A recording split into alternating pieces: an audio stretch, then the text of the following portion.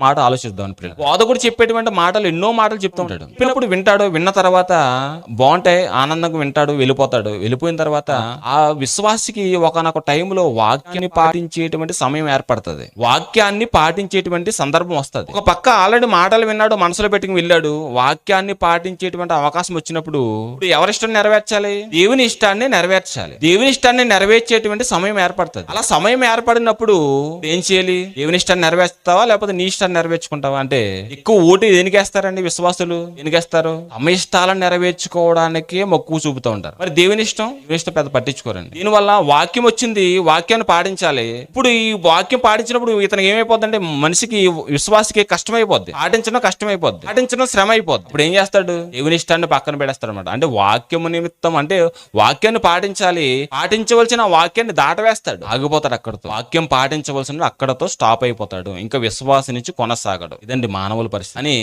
విన్న వాక్యాన్ని కష్టమైన మనం చేస్తే ఏమవుతుంది? మన దేవునికి దగ్గర అవుతాం, దేవునికి ఇష్టం అవుతాం.